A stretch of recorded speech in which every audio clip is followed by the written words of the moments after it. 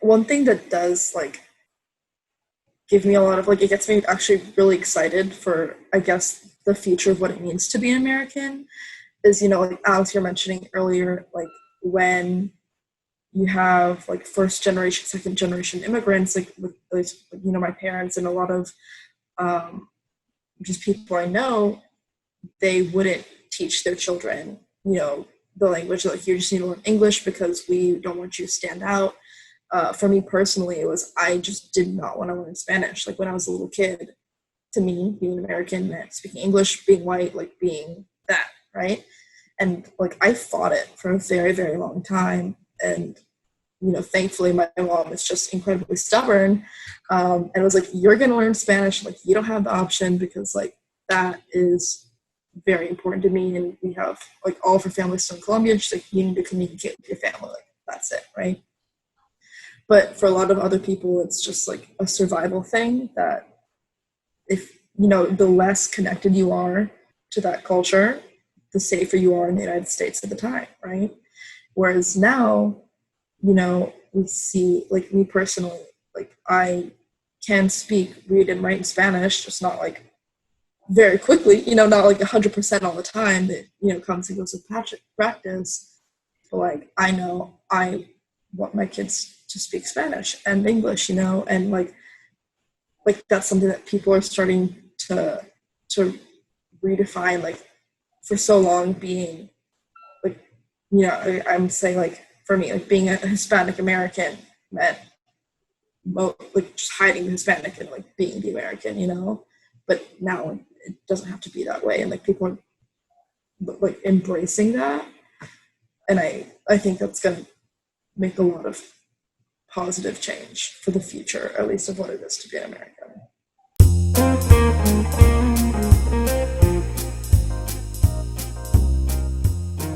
Hey y'all, welcome back to another episode of Nuanced Nonsense. This is your co-host Alex. And this is your other co-host, Ben. And I brought on two friends today, Lev and Gaby. And they're here to talk about lots of fun things today. That's true. Anything you guys want to add on to your intros? What does a house wear? What? Oh, I know. A dress. I don't like it. I love it. What do you I feel like mean? Alex didn't get that. He's like, oh, buddy, here we go. I Sipping mean, his tea. house wears a dress, right? Yeah. Yeah, I got it. Okay. Oh, I just didn't think you. Making it seem like you got it. I thought you didn't hear me because you didn't laugh. I smiled. Oh, that counts. That counts. That counts. But yeah, so typically we start off with like a real question. How have your college experiences been? Any highs, any lows, any things you're proud of, anything you regret? Gaby? It's a big question. I guess right off the bat, overall, I would say it was a very good college experience. Wow. Yeah, it was great. In terms of highs and lows, I think all the lows were things that people, like most people experience through college or like should experience, to help them grow. Like that's such a big part of the college experience. Most of mine were along the lines of just a lot of rejections for internships and jobs that I was really hoping for, a lot of rejections for organizations that I really thought I was a good fit for, and things like that. And ultimately, it just ended up putting me in the right place. So lows that turn into later highs.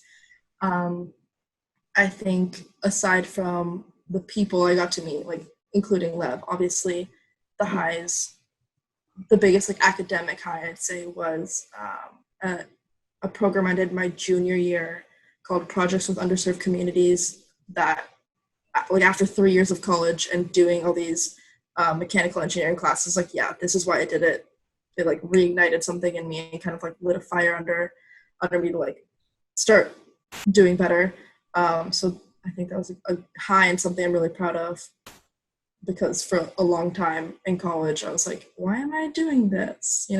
It's definitely the latter half, but I'm glad it happened. Something I regret?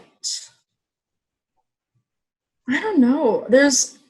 I think I might have just like jumped into orgs too quickly, and I just like immediately was doing so many things. I didn't commit my full time to something that I really fit with, and was just like spreading myself thin among so many organizations that like a lot of things I did and friendships I had were half-assed.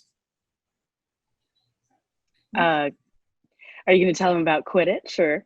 That's one of not a regret. Honestly, yeah, I played Quidditch for the UT team my freshman year, and sadly I stopped because it was a massive time commitment. It was insane. That was like the best shape I've ever been in my entire life. And they this past year and the year before won like the national championship. Like they're so good. So I technically played on the number one Quidditch team in the country, but they didn't win when I was playing on the team. So you were the weakest link. It's hard to build up.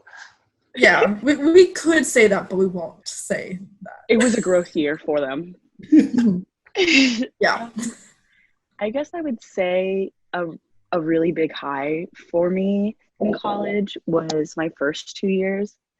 I kind of was just wandering in what I wanted to do. And, I would say, oh, this is what I want to pursue. But, I hadn't even really figured out if that's what I wanted or given myself time to. It was more of like me just like going through the motions. And although like I do feel like I appreciated every second of my college experience, I think that it would have been more valuable to me had I allowed myself to grow up a little bit more my first 2 years, because after I did figure out that I wanted to go into medicine and I found like specific areas that I was very passionate about, all of a sudden like I totally changed academically.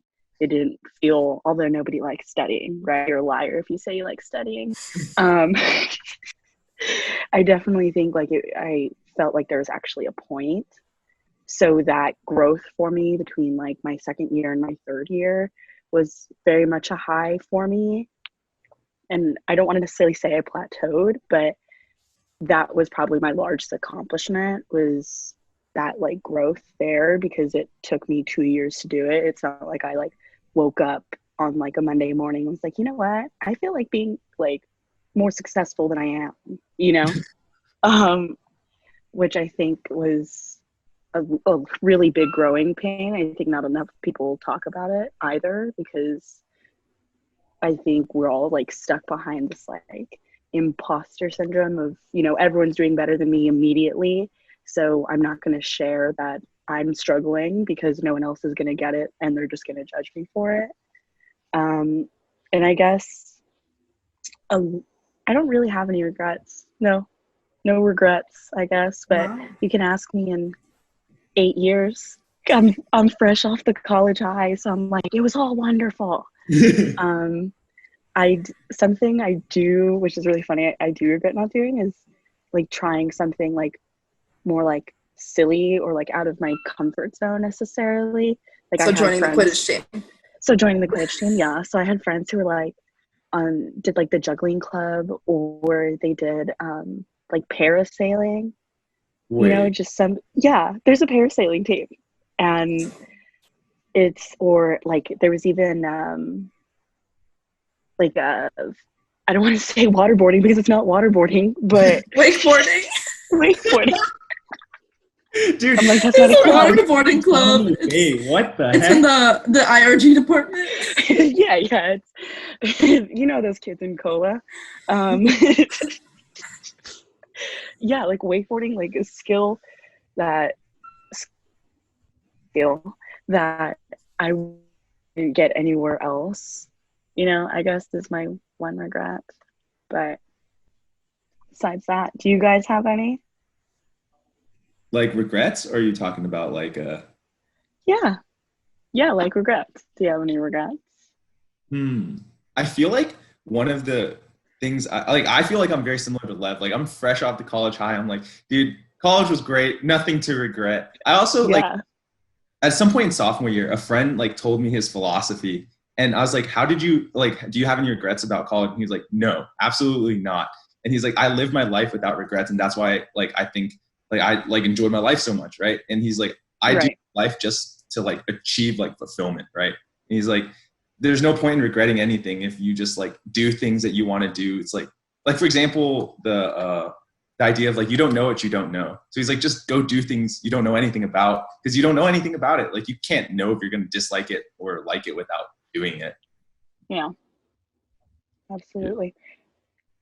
Yeah, I feel like for me, like I regret like overthinking, like doing the exact opposite of what your friend advice gave, like what your friend's advice was to you.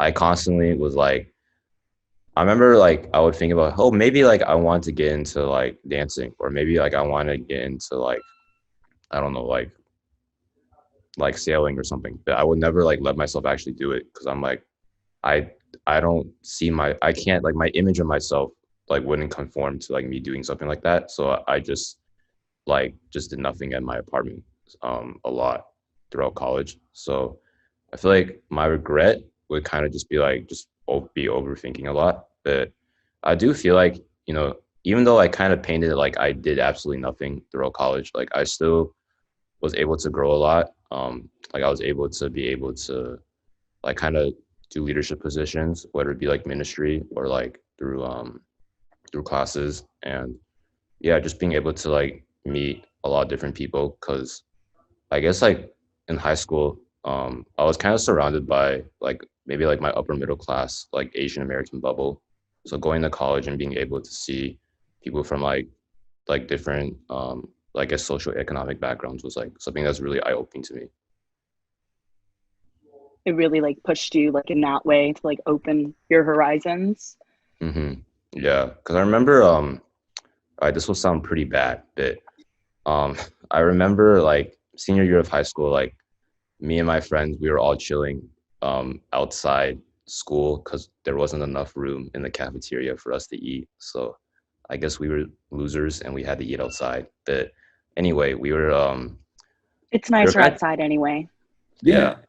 But anyway, we were talking about like college and stuff like that, and then I think one guy was like trying to talk about how he wanted to go to like Georgia Tech for CS. And then like the rest of them were like, oh yeah, like I don't know, just go for it. And then he was like, oh, I can't because like I can't afford my parents can't afford the tuition. And then some other guy was like, oh, what do you mean? Like don't your parents make like six figures?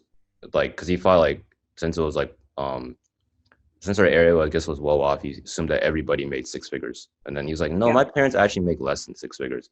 And it was like pretty awkward. But then I guess at that moment I was like, oh yeah, like I guess I realized like people have like different backgrounds, and like people's parents like don't make as much as like some others do, but like that's okay.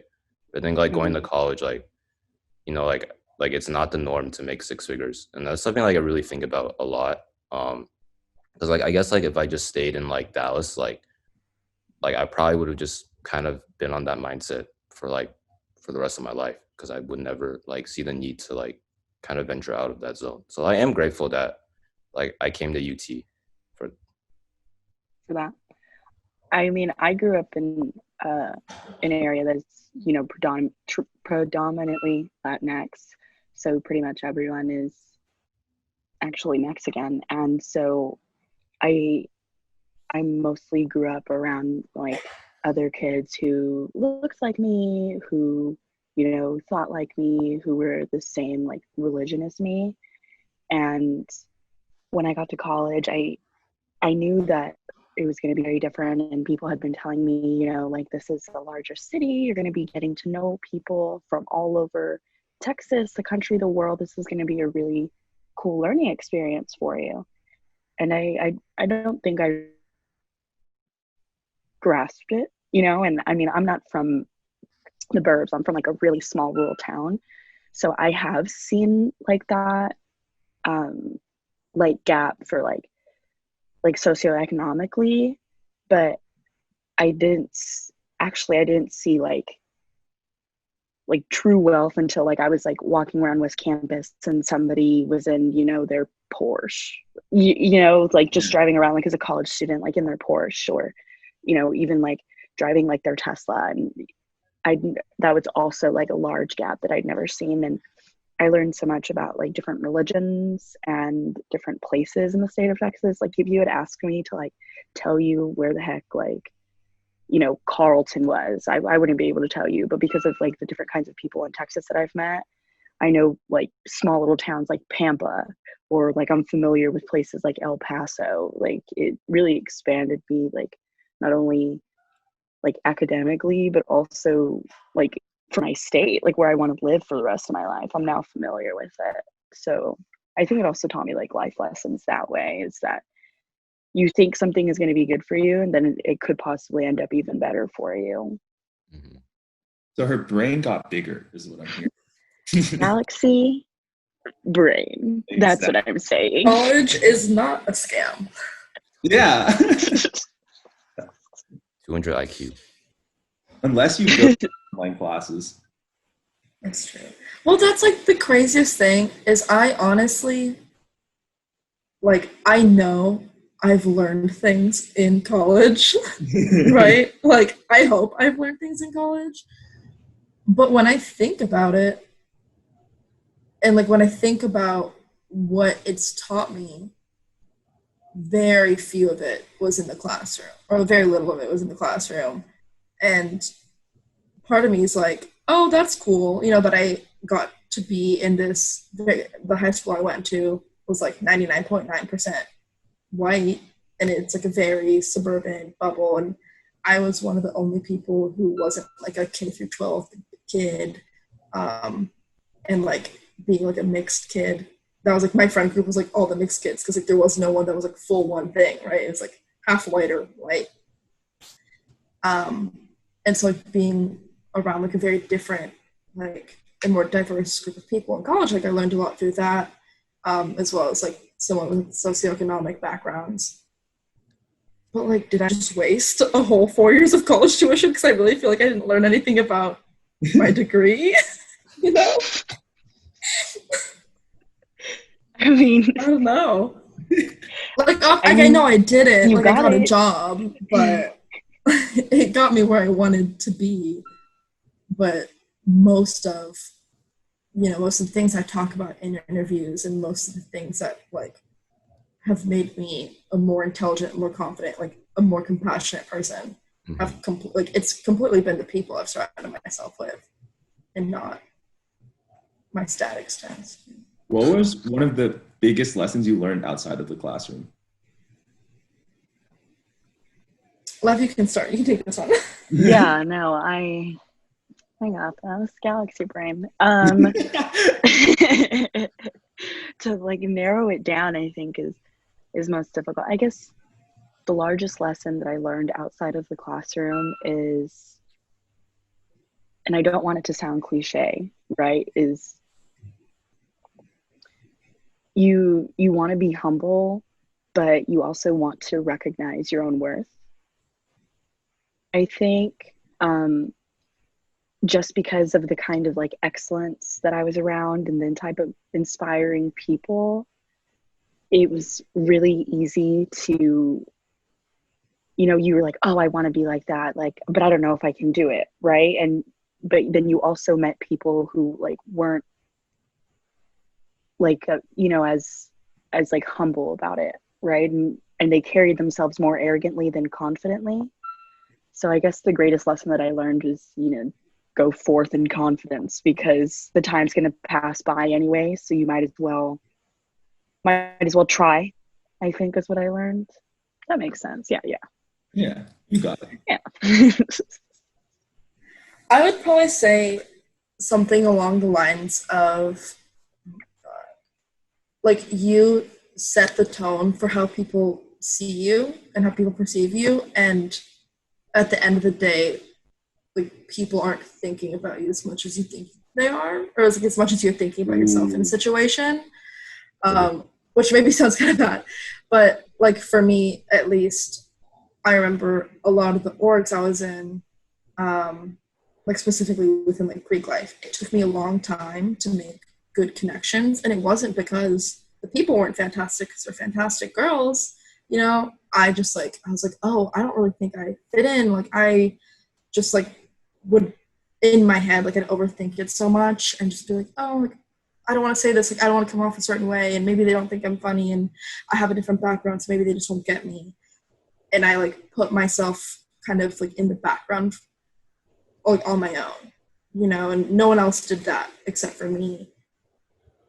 And then after like 2 or 3 years of knowing these people, I'm like, oh, like I can say whatever I want. Like they like me. Like I've been overthinking, and I've kind of been like putting myself away. And there was absolutely no need for that. And with that as well, like I just wasn't like putting enough respect on myself, like as a person or a friend. And so people didn't feel the need to reflect that. A big one again with like imposter syndrome was I was always like, I'd always make jokes about being the dumb friend, because for the most part, all my close school friends were like girls in STEM, super, super intelligent, right? And like, so am I. I'm not dumb, but it was always like a running joke that like I was the dumb friend, and like I always did worse, and like I always initiated it. And after a while, like they're like, oh, she speaks that way about herself, so we can speak that way about her. And I was like, and like it just kept happening. And then after a while, I was like, you know what? No, like I am very intelligent. I have accomplished a lot of great things, and like that's not how I view myself anymore. And no one else can like see me that way. So Right. A lot of like the way you think about yourself, like people pick up on it. The preservation, it started off as like a preservation of ego. Yeah. And then like you realize that's not who I have to be or who I am actually. It's really interesting. That's a good one. You're welcome for me giving you all that time to think about it. Thank you. Thank you. The tag team. Yes, she's already staying humble. Taking her own advice. Look at Dude, that. Yeah. Applying the advice you gave. Nice. Carry yourself confidently. Yeah, carry Exactly. yourself confidently. Because And, when like it no comes one down knows to if it, you're lying. everyone is trying to figure it That's true. out. Fake it till you make it. Honestly, Everyone like is trying to figure it out. it's so like I always like even like ever since I was young, I was like heard fake it till you make it. And I was like, it's not that easy. It's not that easy. And then that was like my big revelation of junior year. I was like put in a position. I was like, I can't do this. And I just like started doing it. People would ask me questions and I'd just make up an answer. And they're like, dang, you're a really good leader. Like, you know what you're talking about. In my head, I'm like, I have absolutely zero idea what's going on. Like, I'm just saying things so if there's like an answer to your question, but it worked and no one knew. And then I figured it out. And then I did it right. But people don't know when you're lying to them. Stop. No, but only in a good way. Well, I guess Don't like lie. circling back to like one of like Gabby's like earlier comments, like kind of like, oh, like everything I've learned has been outside of the classroom. Like have I wasted like, I don't know, 10K a year basically? But do you think you would have like learned like those lessons? Like there's also a question to you, Lev, as well. But do you think you would have like learned those lessons like if you didn't go to college? Like say you went to like technical school, or you just like went straight to work afterwards? I don't think there's really any way to truly measure it because I mean, I suppose the lessons I would have learned would have come to me in a different way, but I do believe that you end up the person you're meant to be, right? So you can take charge and, your fate or destiny or whatever, but I think that even if I had gone to, straight into the workforce or to technical school, I may not have learned the exact same lessons, but I think I would have come out more mature and thoughtful and, purposeful with my actions and words and more passionate. But educating myself, on how other people live and how other people think, I don't think so. If I hadn't stayed in my hometown, I do, some people think that it's elitist to encourage others to get out of like where they grew up. but I think that it's one of the most beneficial things that you can do or encourage your friends to do, because you never know what's out there until you get out there. So I think I would have grown, but not in the same ways. I agree with that. I definitely think I would have grown up a lot faster in terms of just like having to sustain myself. And, you know, I think like college is like a good 4-year buffer where, I mean, first, some people don't have that opportunity if they're like completely sustaining themselves and working through college. But at least for me personally, I was like, okay, like financially, I'm not carrying all this weight. You know, I have the opportunity to just like freely experience everything and learn. And had I not had that time, I would have just been like out working and like completely independent. So I definitely think I would have been more responsible and right off the bat, and learned probably harder lessons.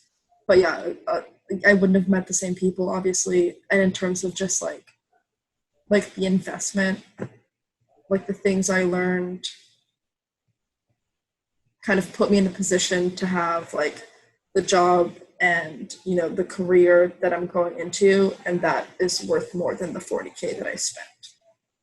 So just like looking at it like on a purely number side. I think college is the time. I like joked around saying like, oh, you know, I'm a half adult. I'm not a real adult yet.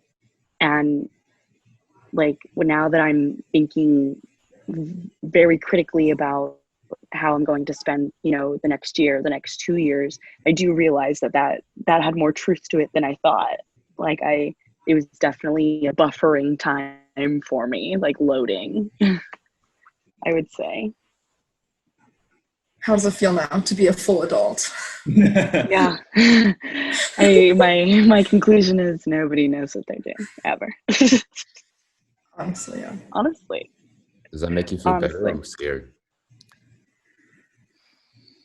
It makes me feel better because, I mean, I can't say the world is in a pristine condition in the way it's running today or ever, but, you know, we've survived, we've made it through, and no one knows, so. Yeah, it makes me feel better too. It makes me feel like I have more time to procrastinate. Yeah. Like, I don't know if that's the angle you should take. Rio's like, I don't know what I'm doing. I'm like, yes, that's another 20 years of time. Yeah.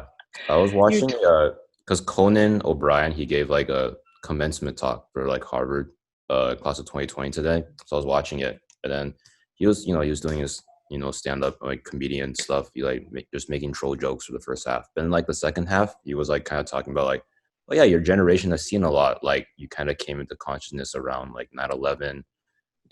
You've seen like 2 economic catastrophes.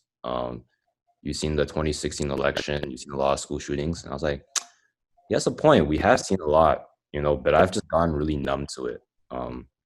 Like honestly, it feels like whenever there is like another school shooting or any shooting, I'm kind of just like, yeah, I think it's like kind of like, I don't know. It's kind of like, I remember watching another like special, and like Dave Chappelle was like, it's the age of spin. And it kind of just feels like, I guess like in our time, like growing up, it just feels like there's been so much going on. It's like kind of like an overload to the point where like, I don't really know like how to feel about like certain stuff. But yeah, I just wanted to see like if y'all felt the same way. I 100% agree with that. It's interesting because it's like this weird balance of like we have so much more like access to all this information, right? And so if you're someone who is, aware, or you want to stay on top of it, like you're trying to consume as much information as possible to just like understand what's going on in the world, right? Like I want to know, I want to be informed, I want to be a well-educated person, and like know what's going on in like the lives of other people, to either be able to help or sympathize in any way, or things like that. And just like, because we have so many options, it's like, how can you, like, you have to eventually like pick and choose, like either what you're looking at, like what you're consuming. I don't know, it's just very difficult to like one say like here's what I'm going to look at and like overlook other issues because you physically can't like know everything or like consume all the information because it's like emotionally exhausting.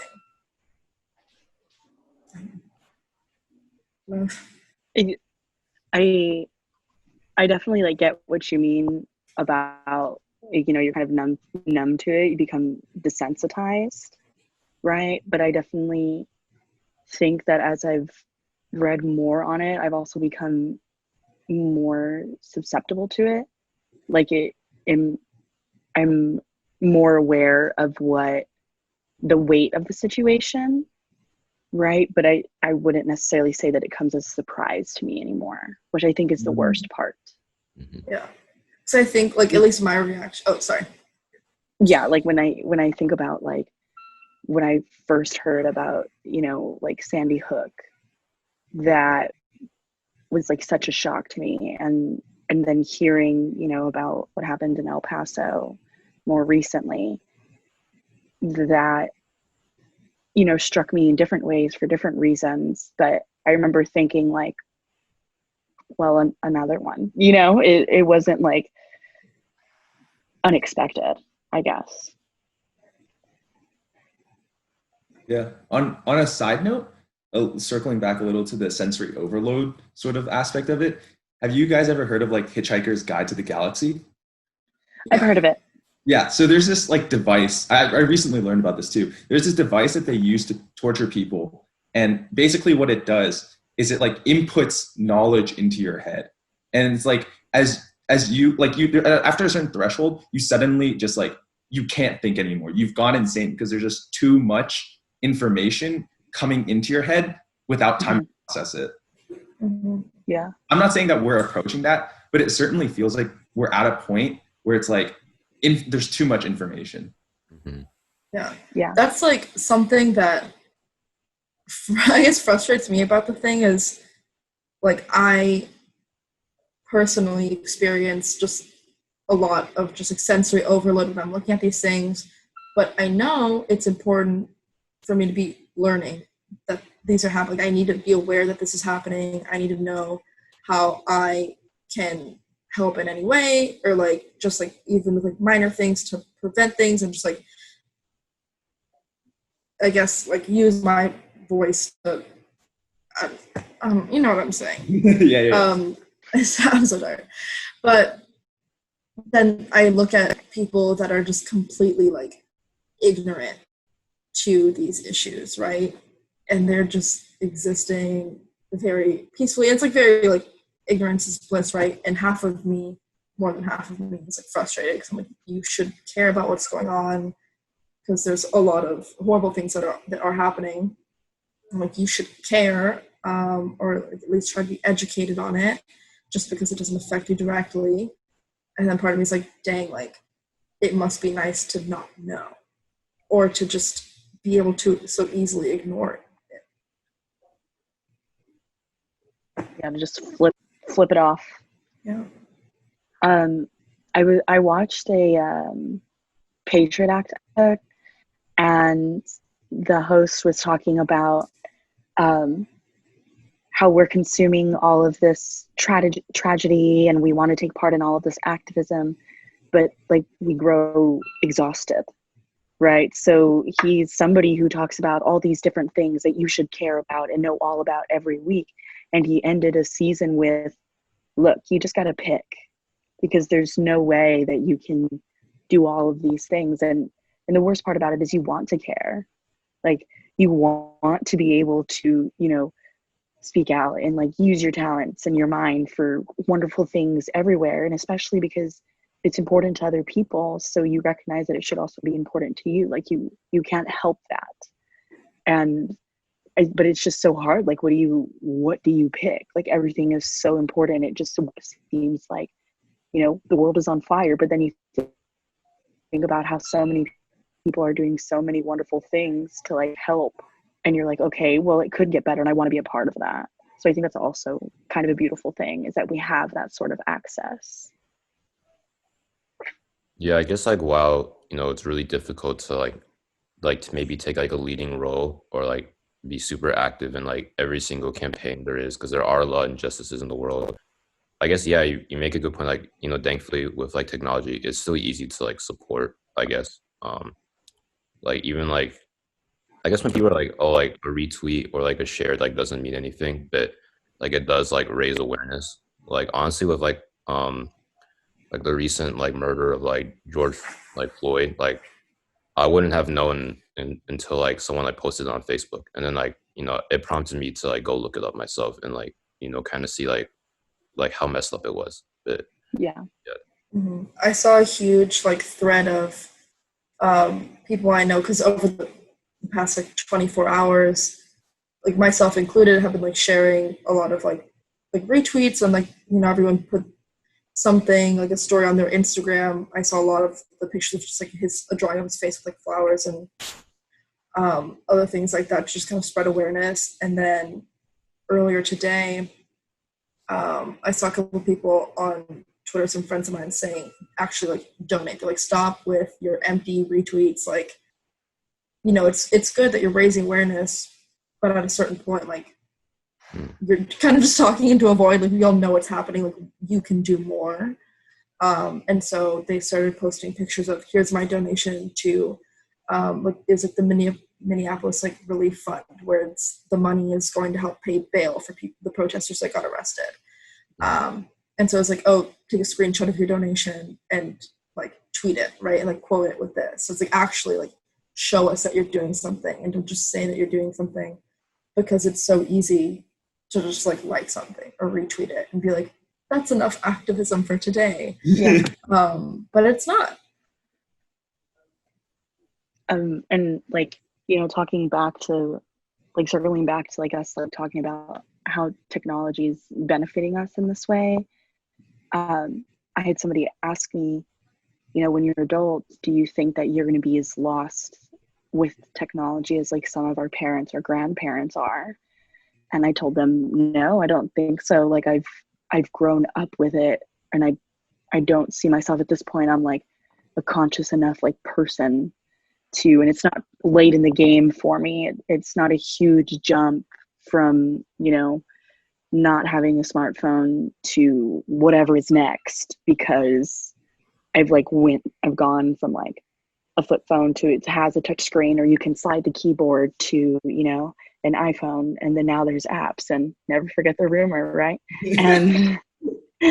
And like now there's, we can do this, like the four of us can talk from complete different places at the same time. And like with like Twitter, like we're able to like send money to these things that like we care about and how we want to share it, or like share like works and dissertations and inspire others. And although I do think there's a lot of like performative activism and just simplicity of people wanting to agree and showing that they agree, there's a lot more depth to it. Yeah. I mean, I agree. There's a lot of the older generations. I don't want to make this like an us versus them sort of like argument. Right.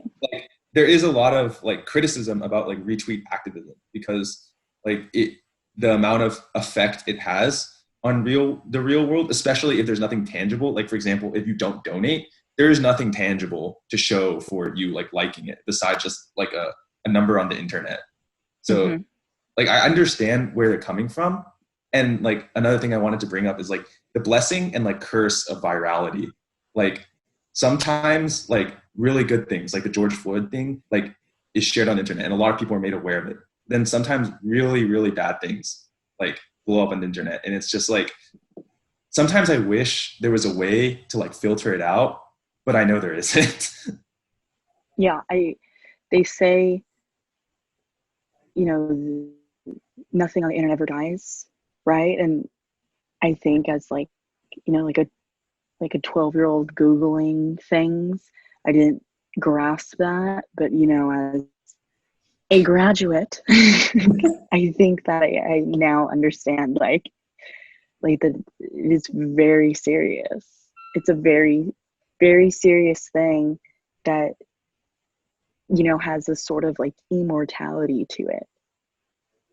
The internet never forgets, but there's just so much on it that and hopefully not, but in 6 months there's going to be something new, and hopefully nobody forgets, George Floyd or like Trayvon Martin, right? But because of like social media, those are names I'm not going to forget, and like faces and families who like people cared about, and like I see,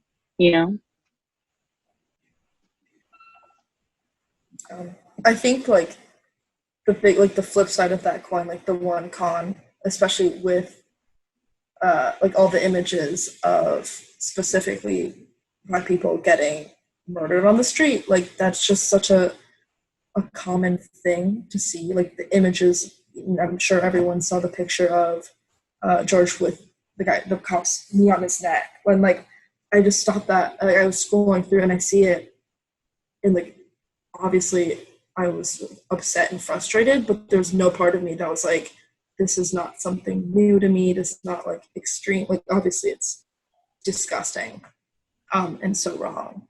But I mean, yeah, Alex mentioned earlier, just very desensitized to it. And not necessarily for me, but like it makes me very upset that there's kids like able to see that, and like Black kids growing up like seeing that, and they're just like, that's just how like we have to prepare to be treated. That's like a very scary thing to me. Like what do you guys think would be the solution to becoming desensitized? Like, do you think there is a solution? That's a large question, right? Because we all know it's an issue. There's a lot of levels to this, bro. Yeah. It's so much. Like, what could we possibly do? Yeah, because if you get rid of, the images, like people you shouldn't be. I don't think you should be plastering videos all over the internet. No way.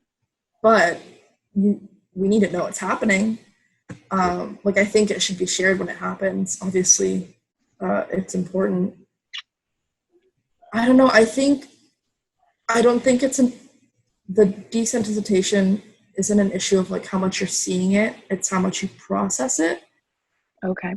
Because I think after a certain point, you just like will scroll past it, and you're just like, again, another thing, another shooting, and you don't take the time to process like that was a person, that was like they had a life, they had a family, whatever, right? Like this is an injustice. You just think, oh, it happened again, and you let it go because for a reason, even though you shouldn't, there's just other things on your plate that day. I think that's where it stems from. I think it's also like a proximity thing. Like part of it is that we don't live in Minneapolis, so there's no like tangible effect to us. But like not to like make this like the whole subject, but there was like an incident at UT in our freshman year, and like it felt super, super real. Like even though it was less in magnitude, which is not like I'm not trying to like make it any was, but like right. It doesn't take away from the seriousness or tragedy of it.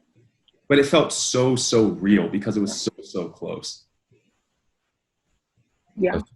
I think another big thing is that like if you see all that stuff all the time, you're also like not kind of like what Gaby said, like it's like a thing about processing. Like you're also not like, I guess if you kind of see it all the time, you kind of just treat it as like part of like your fabric, but like what you interact with on a daily basis is still like peace and calm, right? So I feel like if you were to kind of go into like an underprivileged community or, do, I don't know, like a medical mission trip or something like that. I feel like, I don't think that would be like a permanent solution, but I feel like it is a good way to kind of inject some like, some more empathy and some more understanding. Reality. Yeah, because like I guess in that way you're reminded that like, hey, like there's a lot, like these problems aren't just like, they're frequent for a reason, right? Like it's a systemic problem, and kind of facing the realities faced by those people, I think is a kind of a good way to, I guess, kind of care more the next time you see like a clique bit. Yeah.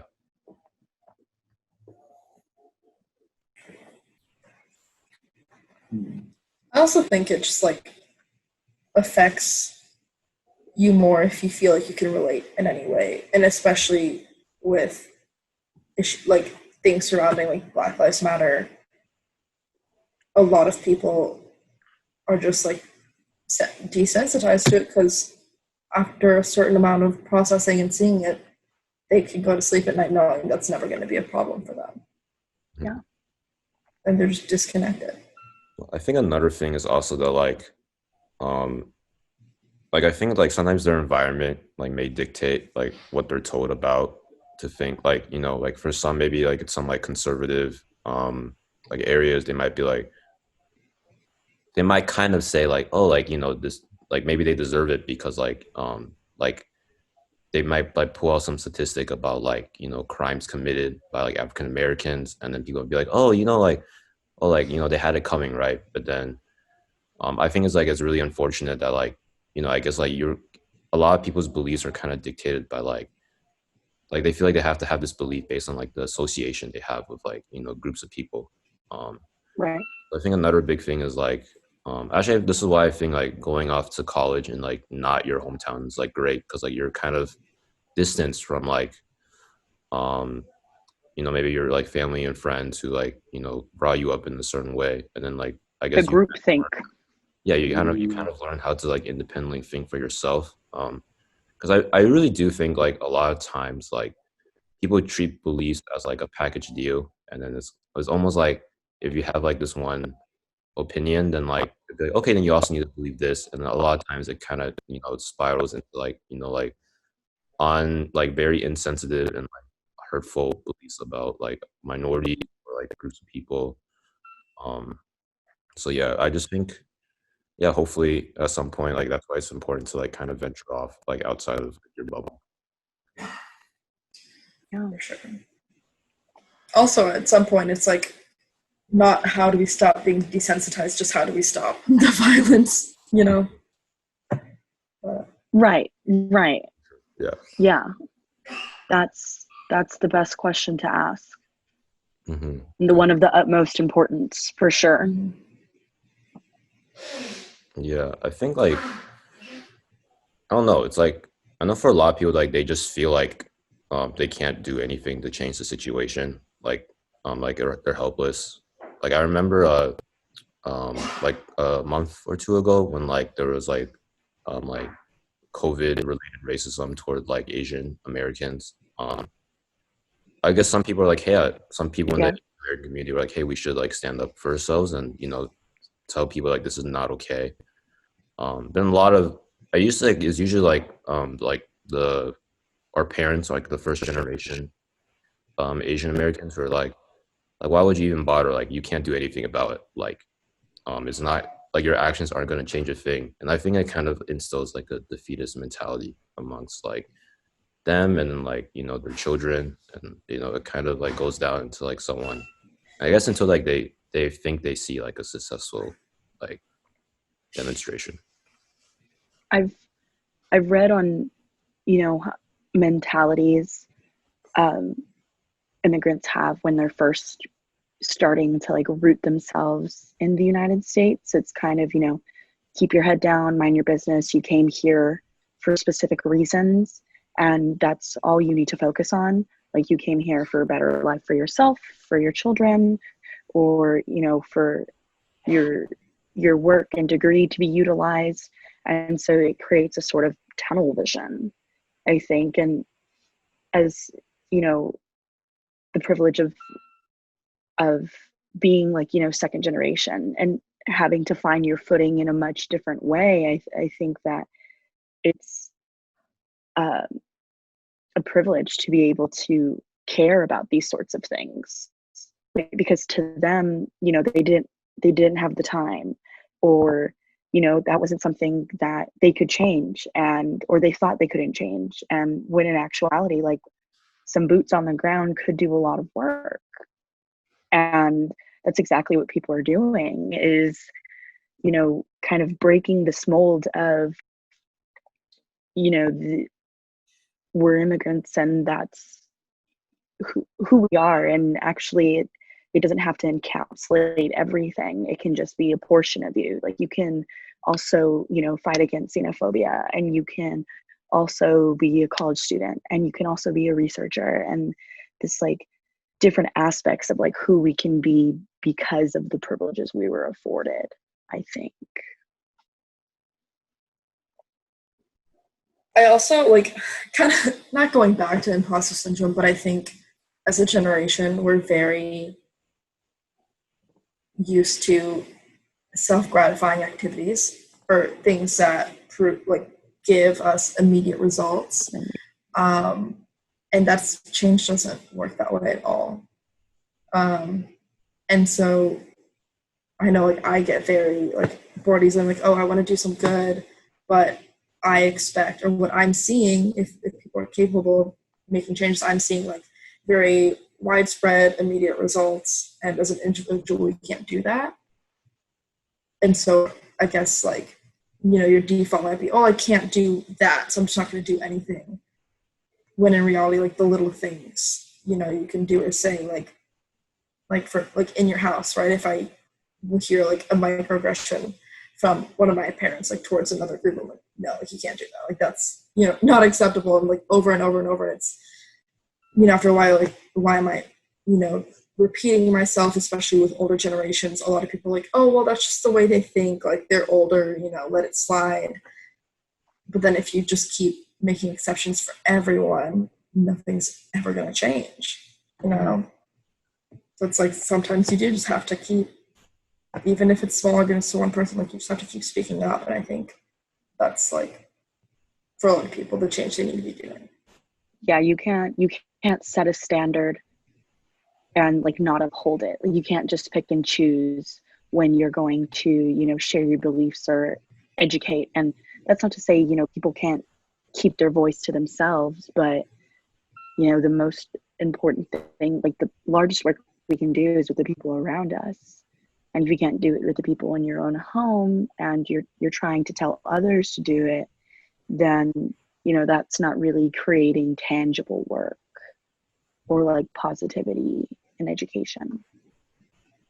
Really interesting thing a friend brought up to me before. This is about anti-vaxxers, just like give it like a pretense, but like I always like ridiculed them and thought less of them because of like that their core belief, right? Same thing with flat earthers and like other similar type think like things. Like it is like, I don't want to just like continue to ridicule them because I have this belief now, but it is like an uneducated belief.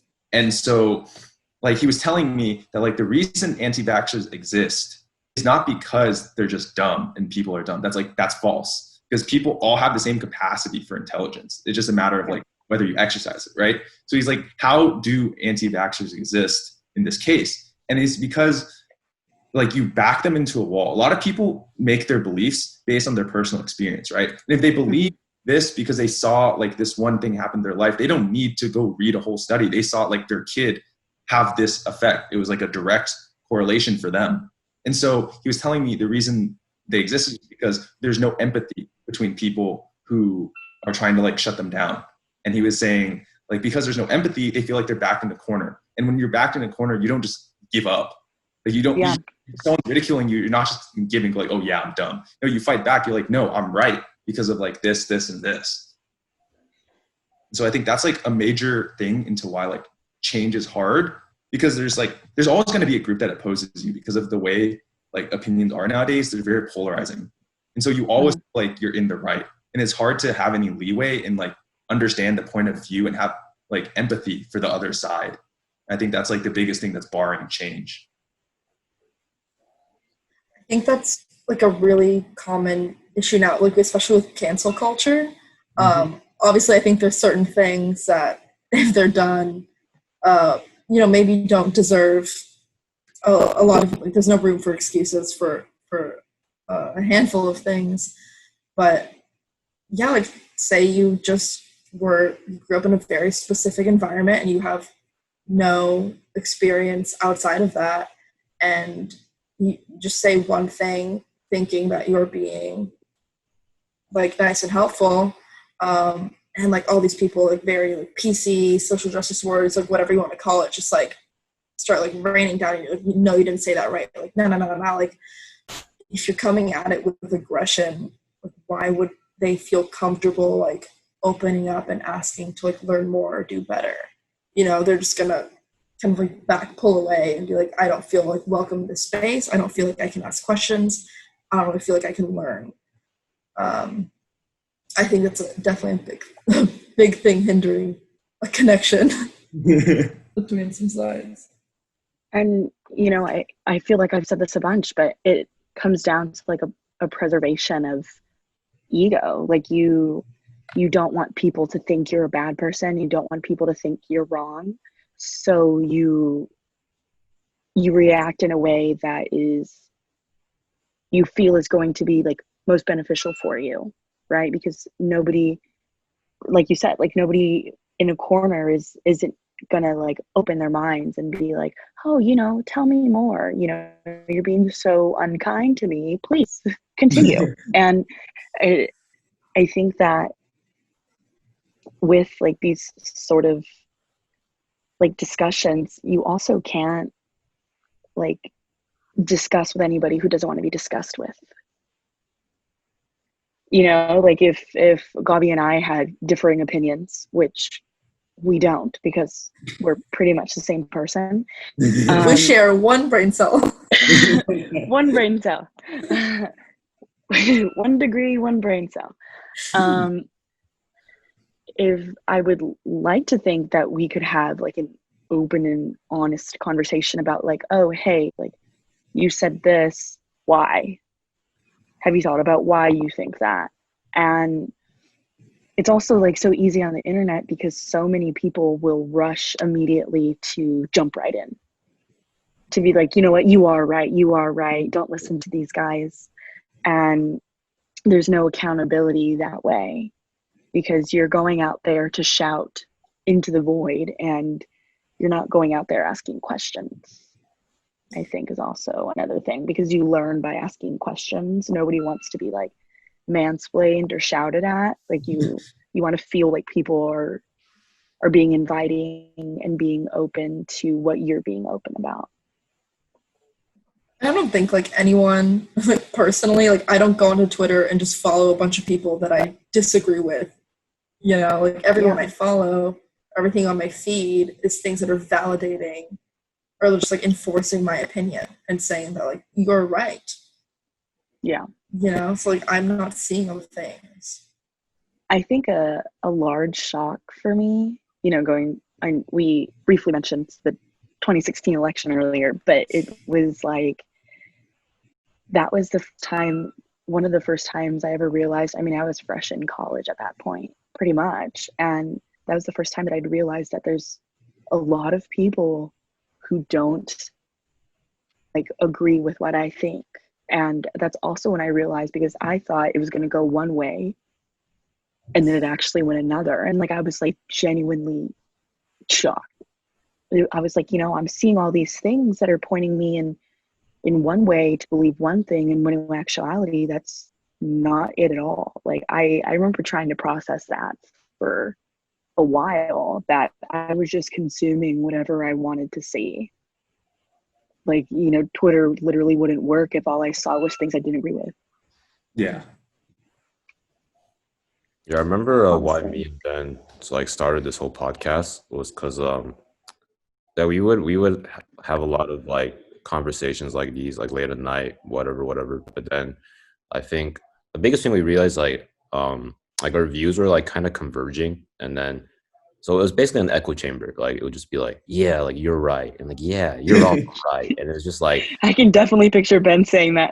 and like you guys, and then, like we both just get like mad about like the invisible enemy that doesn't exist, who's like yeah, like doesn't agree with us, and then I guess something we realized like coming to senior year is like, hey, we need like it's important to have like a diverse group of friends and like communities you like participate in because like they inform they can help like foster like a healthy belief. That's kind of why we started this podcast in hopes of like being able to have like these kind of conversations with like different people so like we're able to learn and grow. And we are getting there. But I think y'all are like the first non-Asian guests we have on this podcast, so we have a long way to go. Yeah, I'm very ashamed that I basically only have Asian friends. One day I like sent a thing to Lev. It was like a meme, and it was about, yeah, I forgot what it was specifically about, but then Lev just texted me back. She's like, "I'm your only Mexican friend, aren't I?" And I was like, "You're right." Oh man. well, let's give them some context, Ben. Let's give them some context. I Like, forgot what it was. What was it the was around meme? Easter time, and he sent me in, those cascarones, right? And it was cracked open, and there was an empanada in it. And he sent it to me, and like immediately, like you laugh at that, right? Because that's not it. Like that's not what we do. But he sent it to me, and he was like, "Yo, do you guys actually do this?" That'd be one big egg. And he presented to me like, "Yo, this is fire!" Like, and I laughed. I thought it was really cute, but I was like, well, he didn't send you a "Wait meme. He's like, second." I have a business plan. He's like, I have a proposition He for was you. like, "Can I have 20 minutes of your day?" Sharks. He sent me an elevator pitch through meme, literally a picture, Joe. Yeah, dude. And I love it. And I was like, am I your only Mexican fan? Is that why you're sending it to me? And I just pictured him reading it and that big old crack up that he has. Like, and I was like, you know what? I absolutely am. There's no way. And I mean, Ben and I, you guys know, like we met through being coworkers. And I remember one time I was walking up at the beginning of the semester, we were walking up San Jack Hill. What a nightmare. And I kind of, looked around and realized like, these kids have all known each other for a pretty long time. And you guys were actually like the first set of like Asian friends that I'd had. Like I'd never. Got my first pair. I didn't mean it. I didn't mean it like that. I meant it like, I'd met. But I was just trying to like draw a parallel between the fact that like Ben is like, she's from the valley, Yeah. Well, that's like, it's interesting because I moved around like all the time as a kid, and then I finally like when I got to Texas, like, I mentioned it earlier, I didn't have any Colombian friends. I had some mixed friends, and it was kind of diverse, and then there's like all white people. And I was so excited to come to UT and like have a more diverse friend group, just because like I just always wanted like a good, like a family example. Like all my family friends, like they're all Hispanic from all over the place, but like it's great. We have big Latin functions, we dance a lot. And I was like, I want to meet people that I identify with on a cultural level. And it's something like I just completely avoided throughout college. Like, I don't know, for multiple reasons, a big one, just feeling not Hispanic enough, because I definitely have a not Hispanic last name and a not very Hispanic just physical look. I was like, man, like I don't feel like I really belong in any of those groups. And, I shouldn't have thought that way. I should have joined them, but whatever, I graduated. It is what it is. And, people have asked me, like I've had it come up, people like you and Lev have like a very like special connection, like we have a really good friendship. And especially within like my girlfriends, like from the sorority, because that's how we met, we have a different relationship than I do with my other really close friends from the sorority. And a lot of it revolves around the fact that I'm like, Lev's one of my only like also Hispanic friends that like gets the things that I say. Like when I make tell her something that my mom said over the phone, like she gets it, because like, oh my god, it's too similar. ¿Y quieres esas pantalones? Yeah, like just things like that, right? And like all my friends will just like they don't get those things, so it's totally okay. So I I really appreciate that connection, and like I think it's dope that like y'all are more connected to people that you relate to, like on a cultural or ethnic level, and you know. I mean, and I'm like mixed, right? So, and I wasn't necessarily surrounded by like other kids who were, and it was like this weird, you know, do I have to pick? Can I be in between? Where can I learn about, you know, different aspects of like my heritage and like, you know, the history of like culture that, you know, I feel like is mine, but then I'm like, is it really? You know, and because, you know, since I'm part Korean, like oftentimes like when people, you know, hear that, they're like, oh, like, do you speak Korean? And I don't. But that's typically their first question. And I definitely struggled a lot with the fact that I don't speak the language. Sometimes like language is kind of this like threshold for like, oh yes you are, or oh yes you aren't. And so I've definitely say that I more closely identify with being Latina than I do being an Asian, right?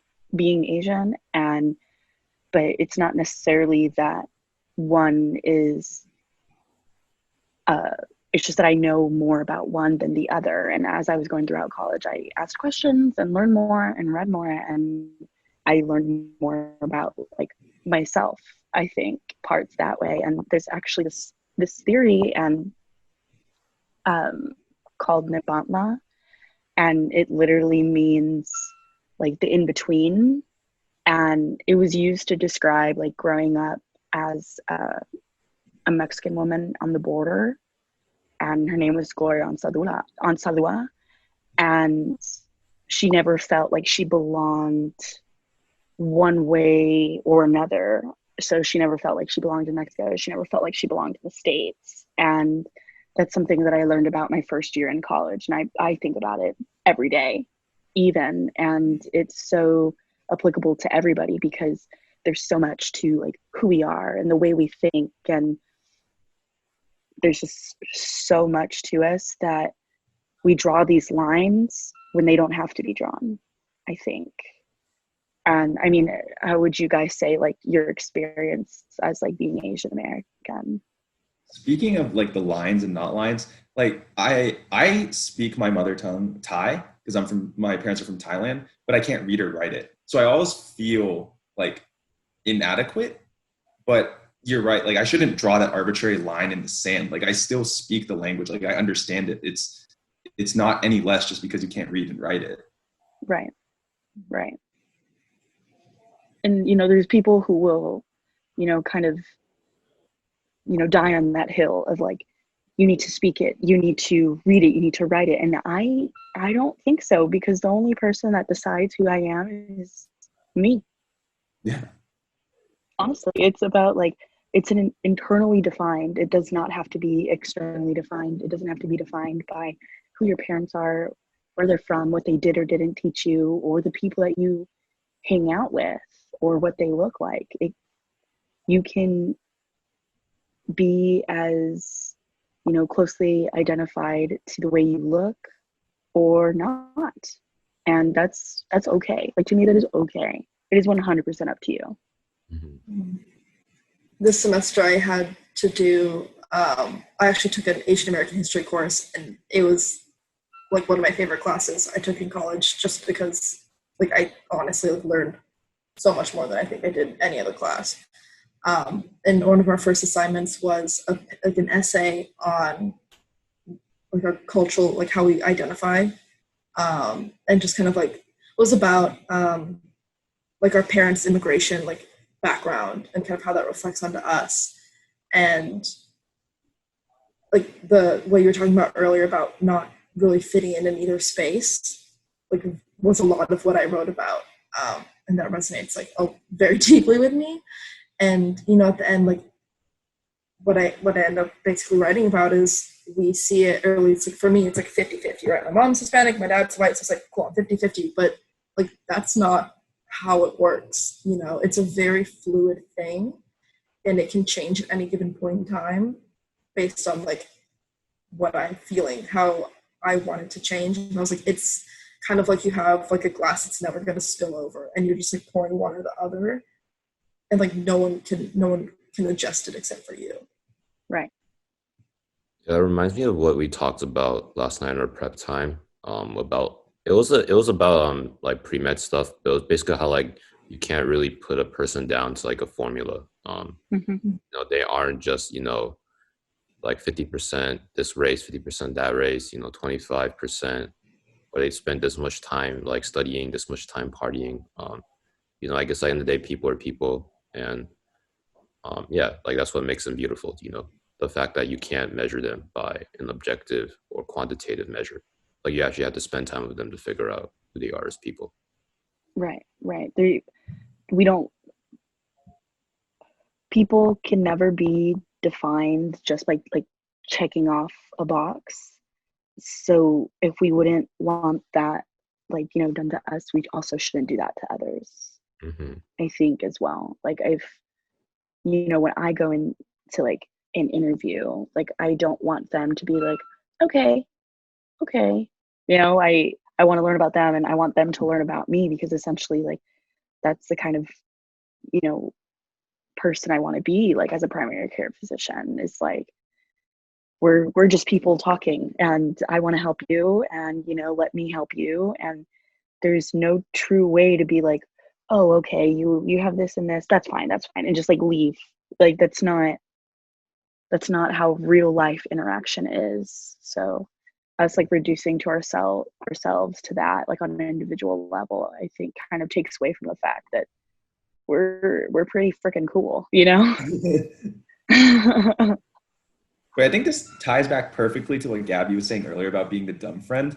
Like you don't have to be. Like, I think it's totally what Lev just said. Yeah. You don't have to be. Mm-hmm. Like, don't define yourself by, one attribute that is like not even perfectly defined anyway. Like people are multifaceted, and, Mm-hmm. Mm-hmm. And don't limit yourself by that label. Beautiful stuff. So good. Naps. Wow.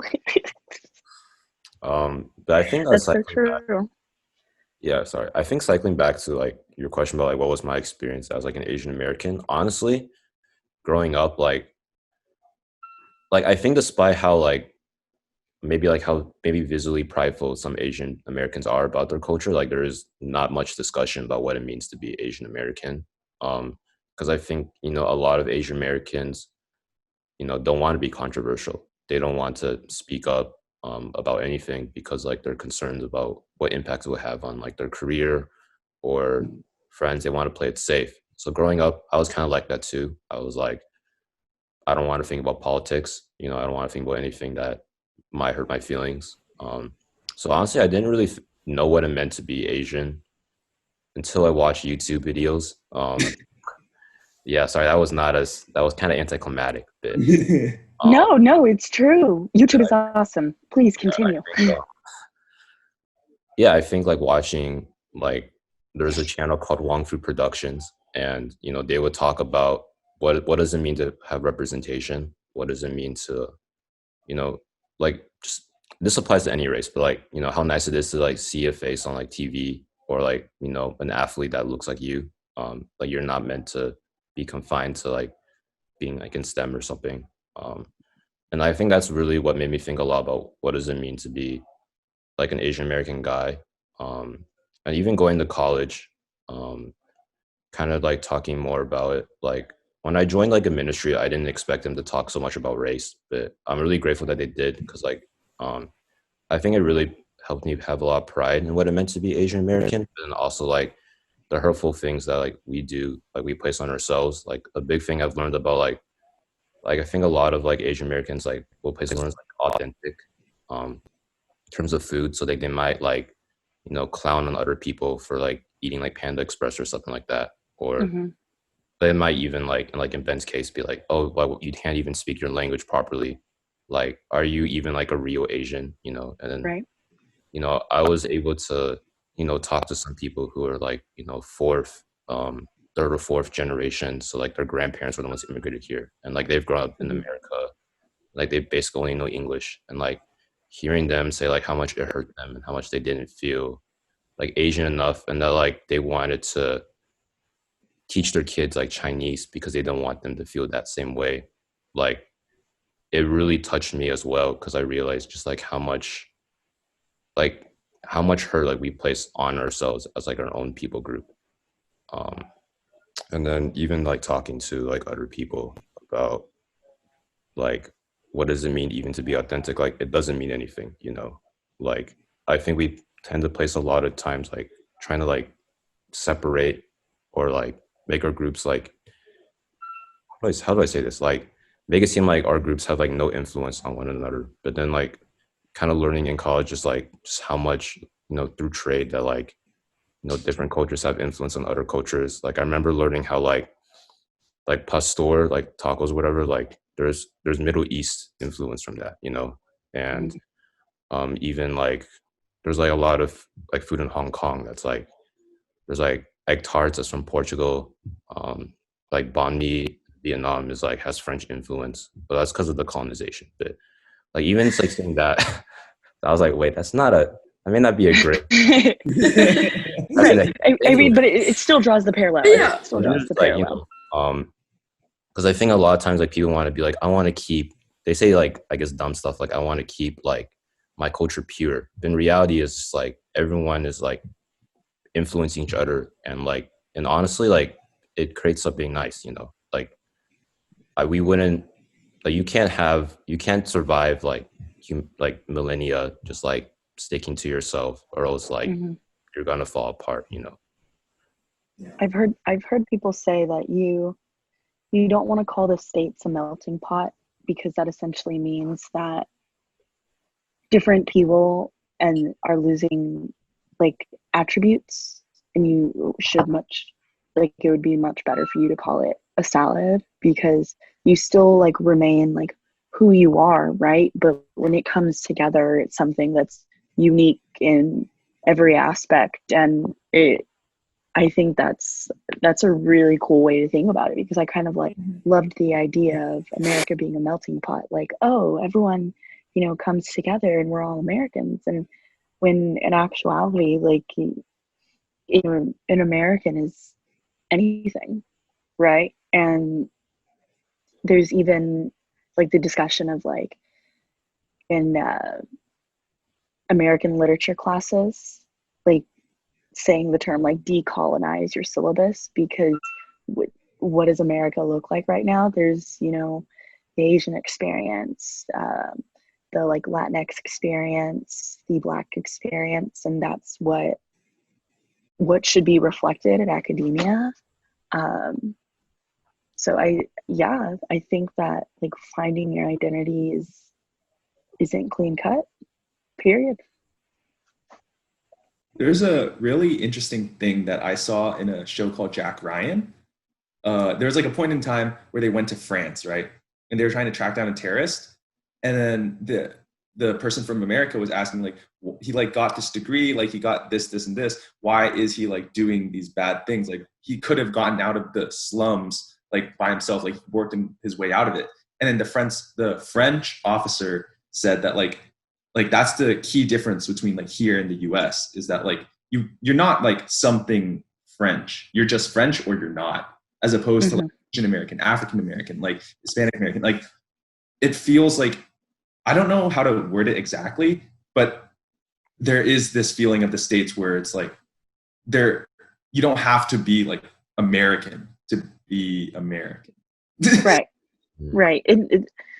There's as like in between like the term like Mexican American or Asian American, or, you know, like Colombian American, there is a hyphen, right? And a lot of people like reject that idea because there doesn't have to be a separation of the two, and you don't have to live in that in between, because you can be just Mexican American, no hyphen, like one term. And it's I think that's like what is like something special. I think it's really special that you can say like, like I'm Thai and American. Like I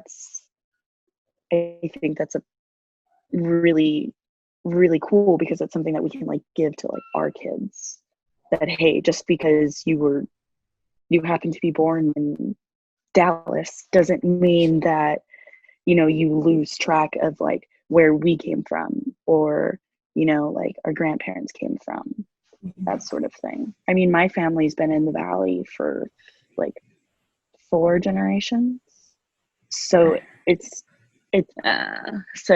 not like I have any family anymore currently in Mexico, right? And I respect that, people who are like, well, people who do have family there, and go way more often than I do, have a very strong tie to it. And that tie may be much stronger than mine because I don't live there, right?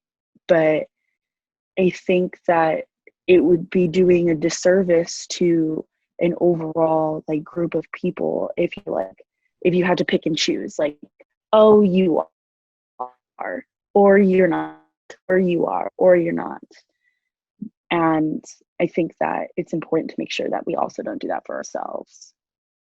Yeah, one thing that does like give me a lot of like, it gets me actually really excited for, I guess, the future of what it means to be an American is, like Alex, you're mentioning earlier, like when you have like first generation, second generation immigrants, like with at least, my parents and a lot of just people I know, they wouldn't teach their children, the language. Like, you just need to learn English because we don't want you to stand out.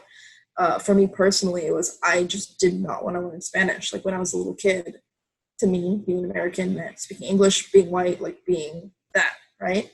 And like I fought it for a very, very long time. And, thankfully my mom is just incredibly stubborn. And was like, you're going to learn Spanish. Like, you don't have the option because like that is very important to me. And we have like all of our families still in Colombia. She's like, you need to communicate with your family. Like, that's it, right? But for a lot of other people, it's just like a survival thing that if, the less connected you are to that culture, the safer you are in the United States at the time, right? Whereas now, we see, like me personally, like I can speak, read, and write in Spanish, just not like very quickly, not like 100% all the time. That, comes and goes with practice. But like, I know I want my kids to speak Spanish and English, and like that's something that people are starting to redefine. Like for so long being like, I'm saying like for me, like being a Hispanic American meant like just hiding the Hispanic and like being the American, but now it doesn't have to be that way. And like people are like embracing that. And I think that's going to make a lot of positive change for the future, at least of what it is to be an American. For sure, I think. Yeah, that's some pretty we just had a pretty heavy discussion. That's true. That's true. Would you like to talk about Star Wars and Harry Potter now? The duality of women. The duality. For context, that was originally what Lev told me. I was like, you can talk about anything you want, anything. He's like, let's talk about fandom, like Star Wars and like Harry Potter. I was like, sure, sounds super fun. And then we had a conversation about. We didn't talk about it once. No. Yeah. Oh my goodness. We talked about having no regrets. What it means to be American. Nowhere did we say Leviosa.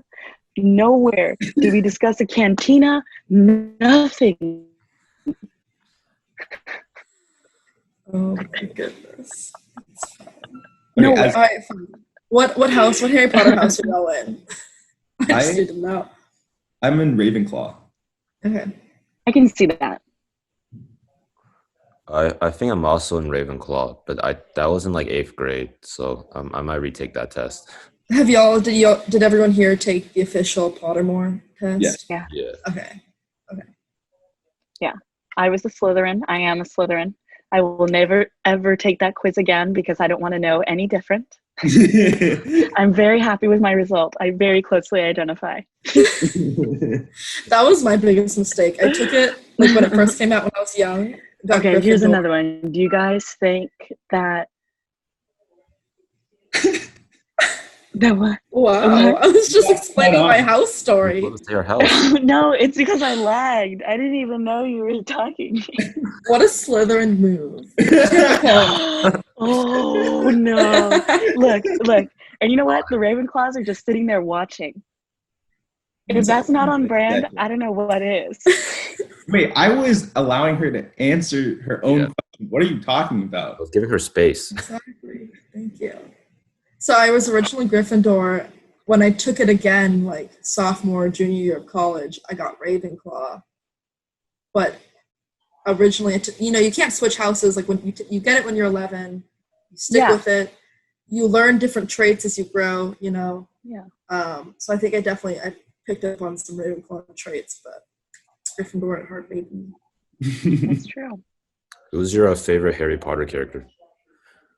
This is a hill I will die on. I'm in love with Ronald Weasley. Oh.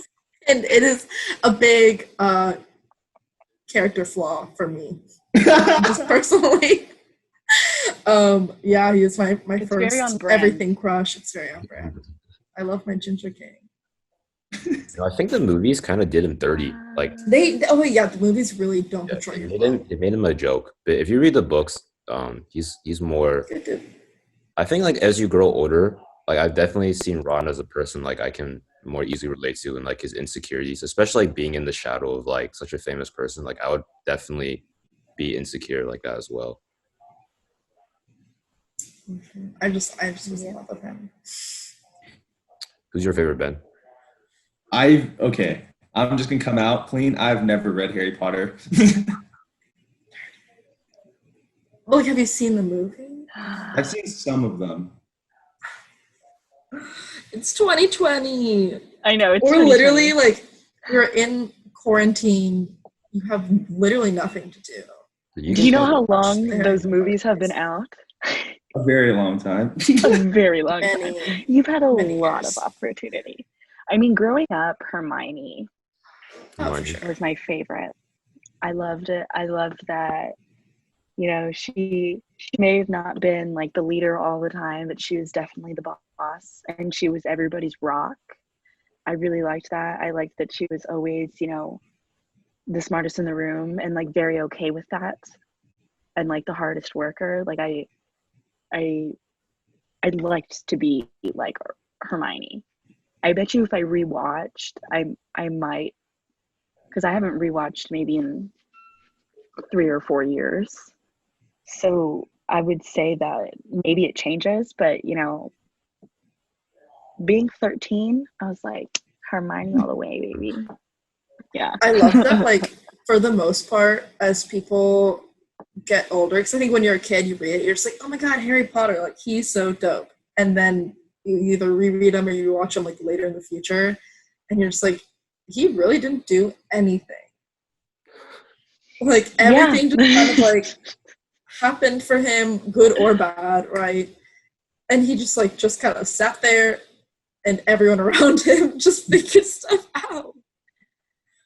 And I also, in the movies, I liked him more was Draco, because in the books I was like, no, but like watching him in the movies, I always felt like really sorry for him, and I was like rooting for him. I really was. And I think that's like the beauty of like Harry Potter, of like rooting for people who you don't think that you would. Obviously not Voldemort, right? But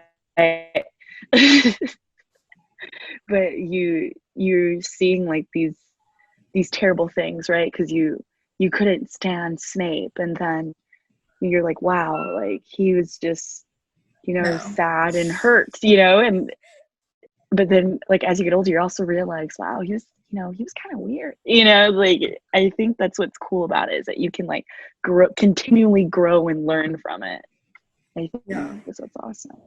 I do not I don't really agree with Snape apologists. Yeah, I don't now, but like after like the movies came out, right, I was like, oh yeah, like forever, always, definitely that kind of thing. But Yeah. as I've like grown, I'm kind of like, yeah, no good, always no good. It's no good. Yeah, I remember reading that, and I was like, at first I was impressed, but then later on I was like, I can't tell if this is like an ass pull or like actually good writing. When they were like, Ooh. triple agent this whole time, and I was like, But I'll let my nostalgia, my nostalgia cloud my view of the book. But yeah. Have you guys seen the last, like, talking about nostalgia, we can actually tie this into Star Wars, is that the final movies, like in the Skywalker saga, a lot of people who like stand the originals Are you hate talking them. about 7, 8, 9? Yes. Yeah. A lot of people. I don't know how familiar you guys are with the movies. They're pretty fresh in Gaby's mind, Yeah, I know. I just rewatched them. Well, okay, so for me, I feel like there's a lot of levels to that. Obviously, just in general, like people don't like remakes.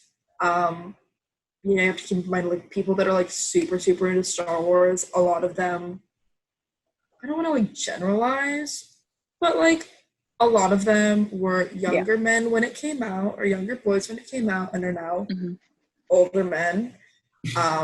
So I think a big part of some hesitation, I hate to make things about gender, but but we are. But we're gonna make it about gender. I think part of it is that they're like, ooh, with the original, the prequels, the originals, they're like, I could be that. I feel very represented and seen. And with the new ones, they're like, oh, that's not what I felt the first time. I can't exactly relate because I don't see myself on the screen in the main role. We don't like it as much.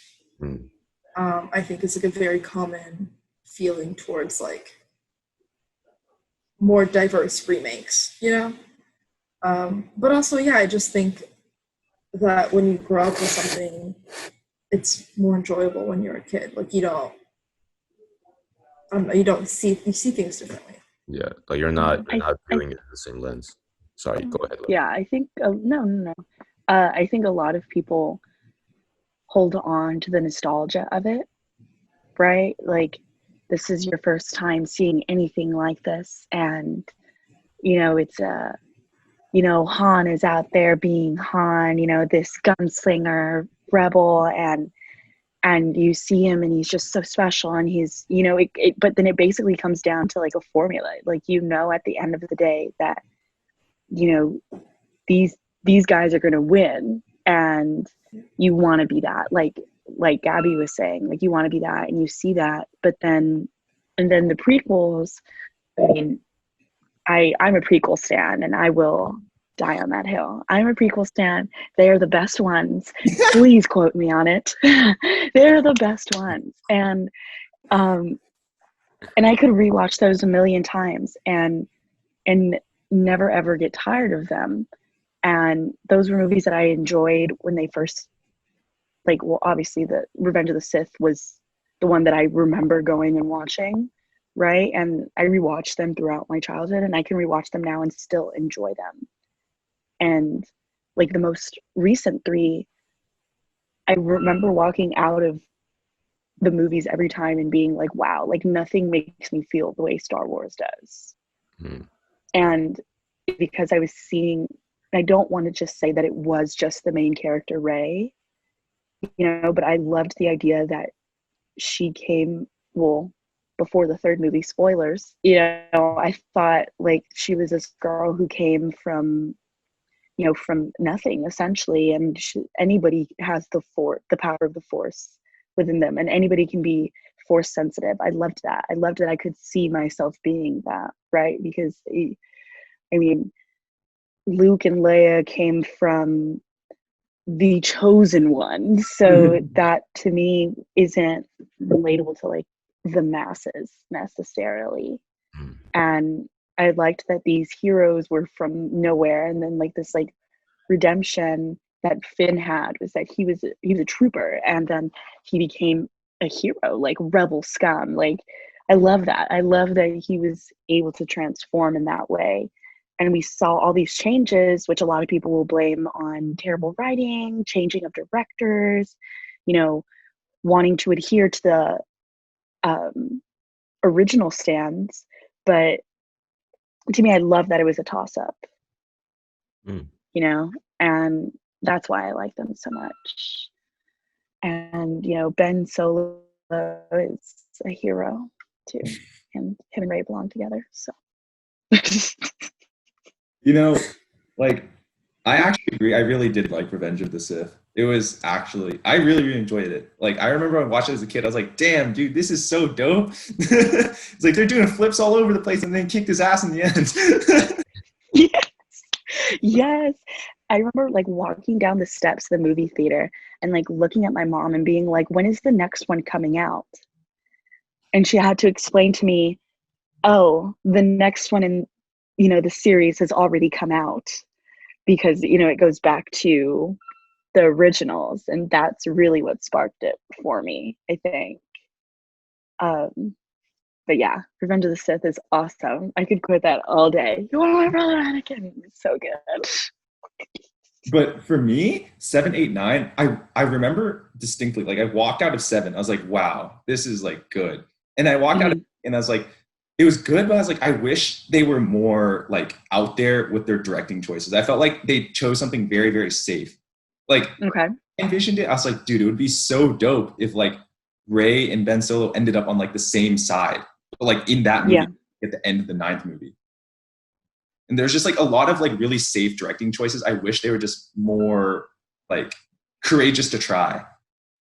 Okay. So then something more specific, how did you feel about their, so, you know, Snoke created this like fourth connection between them. How did you feel about like those interactions? That was actually like one of the coolest parts I found in the movie, because like it was so different. And it wasn't like, I remember I read up into it. It's not like it's like out of bounds for like Force. Like they have like, you know, Star Wars has a really, really storied like lore. And so like it actually exists. It's not ass pulled it because writing be so like it's a legit thing. Right. They pulled it in for the movies. It's just that it seems like an ass pull because it's never been mentioned before. Yeah, so I did not watch 8 and 9. So I have nothing to contribute except the reasons why I didn't watch 8 and 9. And that's just because I was like, they just want my money. And I refuse to give it to them. Yeah. And that's why I didn't watch it. But I think Star Wars is really cool in that like there's a very rich universe. Like I was talking about this with Ben, but like I feel like there's like different types of stories. Like there's like plot-driven stories, there's like character-driven stories, and there's like world-driven stories, and there's like stories that they're really just about the vibe, like it makes you feel.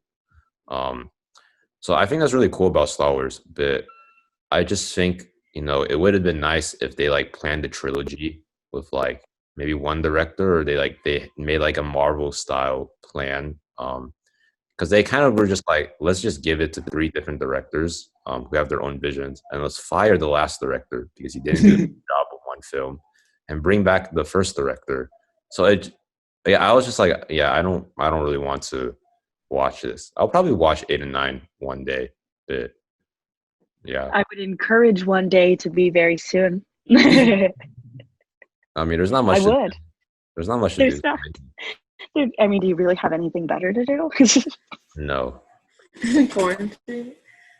Yeah, I think in terms of like series and like creating like a very cohesive storyline, like Marvel's just god tier. Yeah. Like there's obviously parts throughout it where you can see, I mean, specifically like Ragnarok, right? Where there was like a rejuvenation of a character and like the brand and styling, especially with like the rise of Guardians of the Galaxy, Ragnarok, a restyling, just like brightening the universe quite literally, like the color choices and everything that they did with that, and the music. But it still fit within the universe. It's like here's like a very obvious shift in direction and like the literal director and the style of it, but it's like the end goal was always like the same. Like, it was always like gonna meet at this point. With the first and second Thor, which I mean are pretty Very mid, different films. and Dark World, I would say, is bottom tier Marvel. But it's bottom tier Something Marvel. has to be. I've made so many lists, and also Ant-Man and the Wasp, bottom tier. But all right. What? Yes, I really horrible, like boring. No, I love Paul Rudd. I don't know what you're saying. And so, I have to say my word for this one. Ant-Man and the Wasp was not a good film. Bruh. No, but Ant-Man Ant-Man, just boring. Ant-Man was good. No. Yeah, I like the character, but I don't think it was a good film. But like I don't know if he was the director, I believe, and he actually passed more recently that he wanted to keep Thor very close to the Norse mythology, which is why he's so rigid and regal and overall just kind of like hard to relate to, is because he had this vision that he was very much this Norse god. And I'll never forget when he was he had the sip in the diner in the first movie, and then he throws it on the floor and he's like, another, like that. To me, that's like, oh, okay, yeah, Viking ass, like that kind of thing. But in that entire also movie, like that's relatable. the only time that I'm like, oh, haha, and like also relatable Tuesdays. And but like Ragnarok itself was just like, yeah, god tier. Like it's fantastic. It makes you laugh. You don't know what's going to happen. You don't feel like it's a chore watching. Ragnarok is probably one of the ones that I've rewatched the most. Mm-hmm. I would say. I think if you're going to compare the two, something Ben mentioned earlier, I don't remember exactly how you said it, but with the safe directing choices, right? Like with the last 3 Star Wars films, they were being so like I guess they're just very self-aware in the direction and trying to make fans happy, that they played it very safe, and like ironically that ended up with fans not being happy, whereas you can say with with the Marvel universe, or like we don't really, not that they don't care what fans have to say, but they're like, this is the direction we're going to take, and we're going to be very like, that's what we're going to do. Like, this is what we want to do. This is our vision.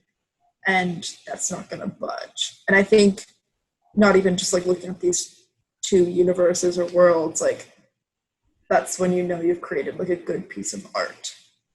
When you're like, this is what I wanted to do, and I'm not changing it for the consumer's comfort. Speaking of, screwing the pooch for fandom, the last season, and did you guys ever watch Game of Thrones?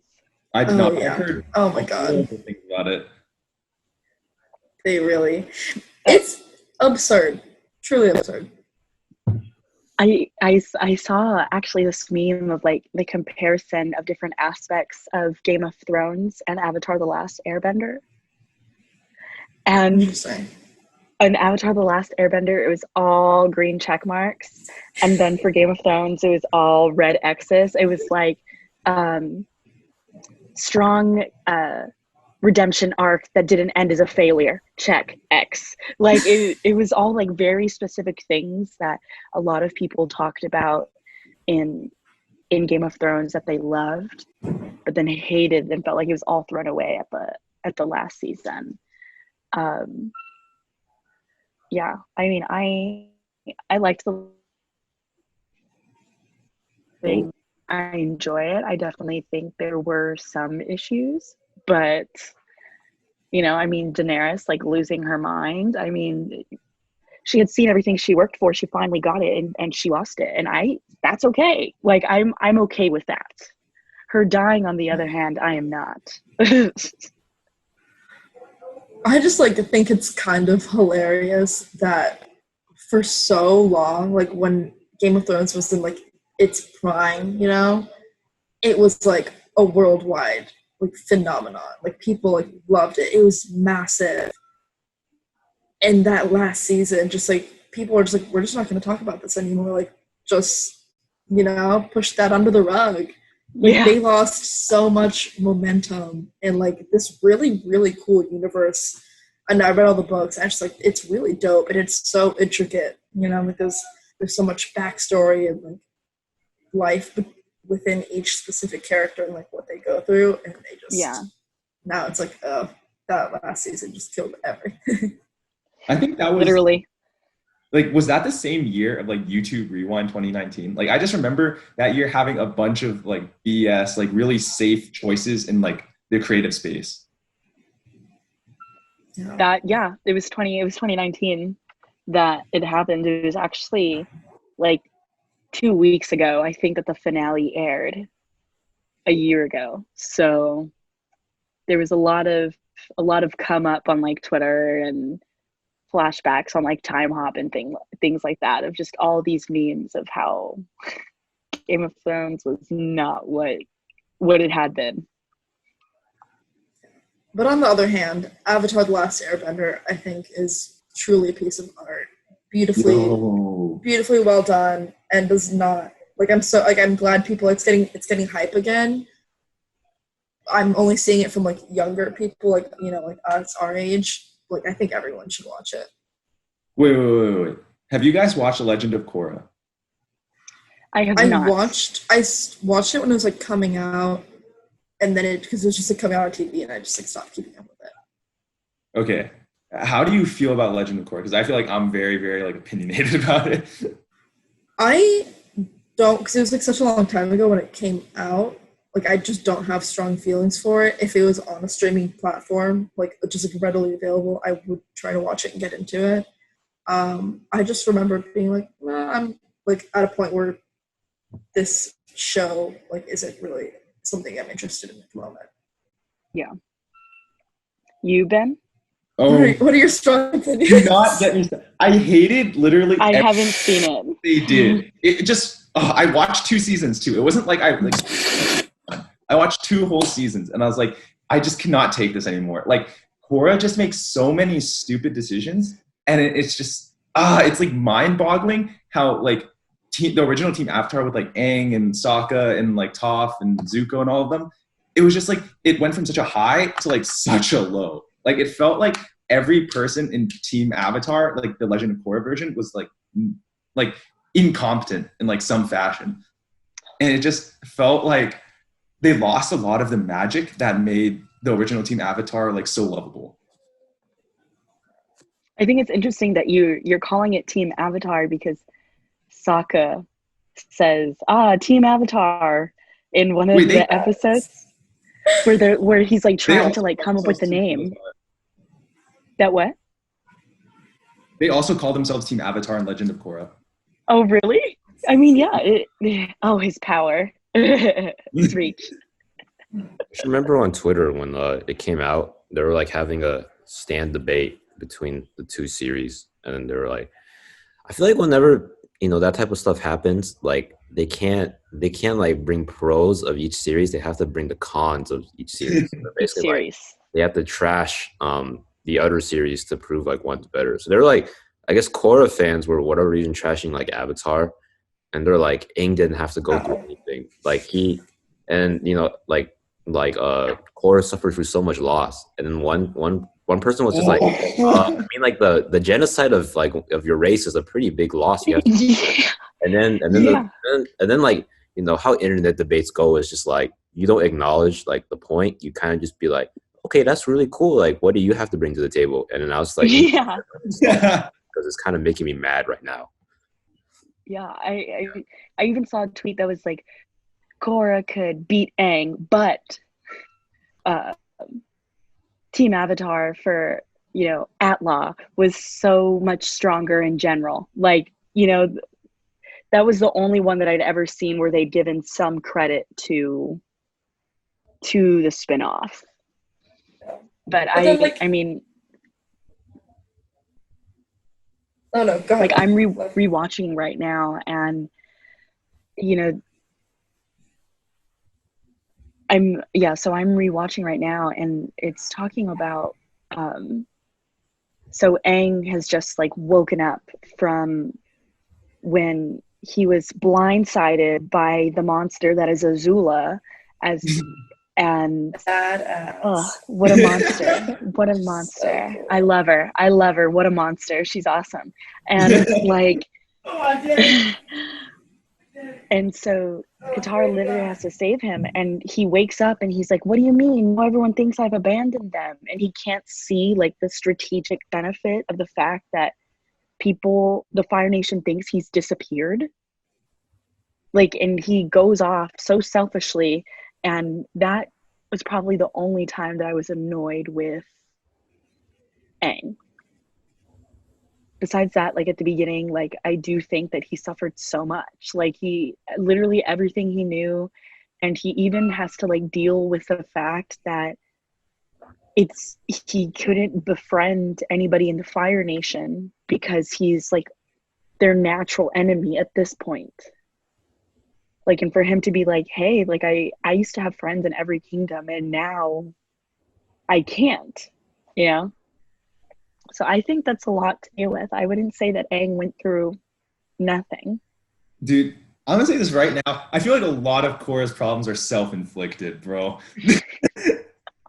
like I can't learn airbending. You know what? Fuck this. I'm just gonna fucking ram my head into some stupid bending sport until I can figure it out. Like, dude, I couldn't take her.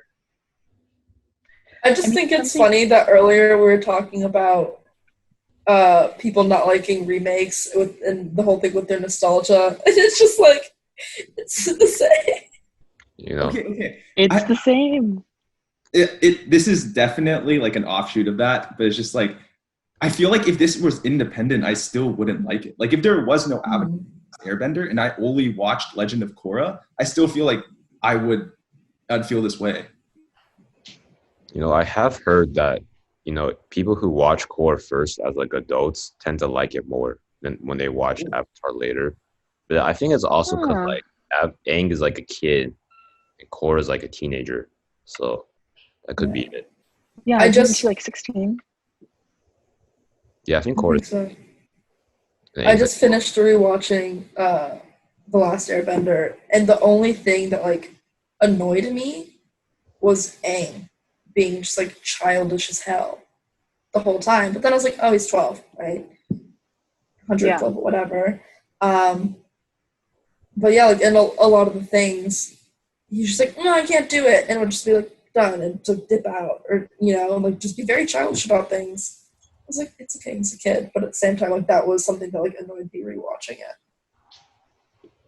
And I'm on the episode where he's like dealing with, you know, being afraid of his destiny essentially, and the fact that he has to face off with like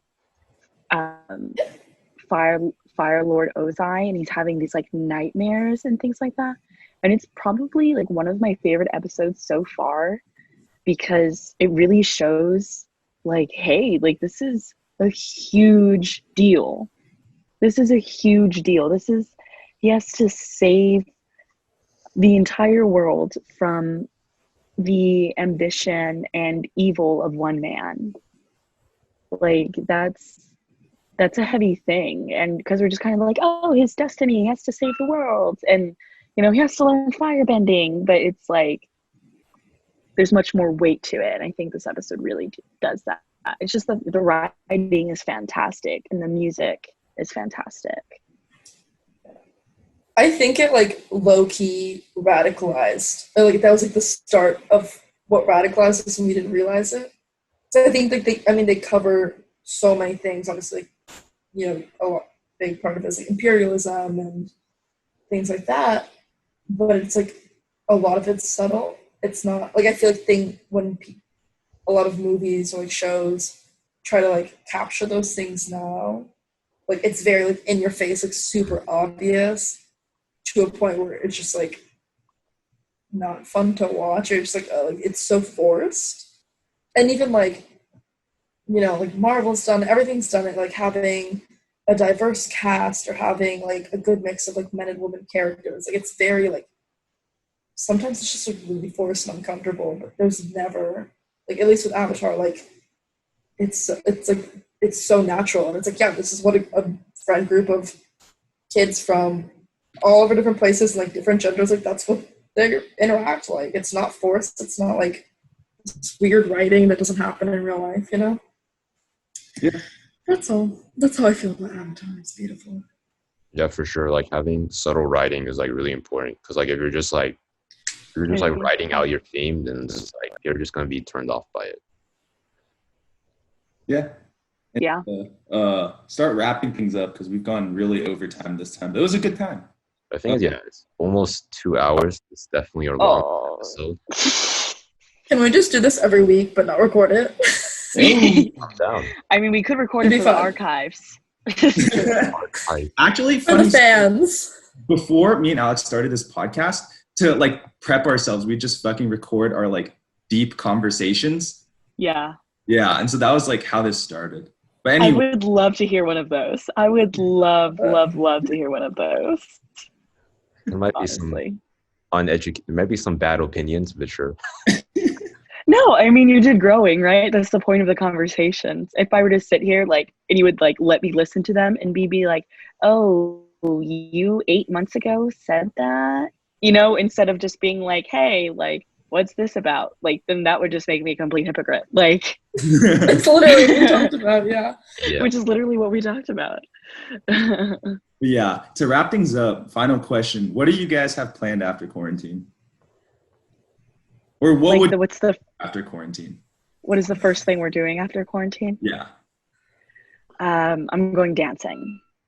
Ooh. First thing, I'm going dancing. I am gonna go on a dance floor with my friends and do some bachata dancing. And I also want to go tubing. Those are the first two things. Gaby, both there. Yeah, that's literally the same. Like, big physical touch girl, so literally I'm just trying to hug all my friends as soon as possible, please. Yeah, and I wanna dance on a bar. That's all girl wants. Why is that complicated? I mean, I want to socially dance, but dancing on a bar, I mean, also sounds like a good time safely. Yeah. With my friends, with my pals. I actually forgot to say this in the intro, but I forgot to introduce Lev as my body rules teacher. I am Ben's body rule teacher. I'm there's like a master of like, fire bending. I'm literally Ben's Sifu. He's bending up. At isolations. See, y'all social dance together, but we TikTok dance together. Yes, we've been sending each other stuff since March. Learn this. That's what. When quarantine's over, Alex and I are gonna go social dancing. We're gonna take y'all's thing. Oh, okay. We're coming for your brand. What? That's literally our only personality trait. Well, we're here to take your spot. Exactly. Ooh. Why can't we just socially dance together? We could also do that. That's too radical of an idea. Next generation. I'm not ready. Anyway, to actually wrap things up, thank you for listening. It's been a great episode, and we're Nuanced Nonsense. We're not experts, but we just like talking. Signing out.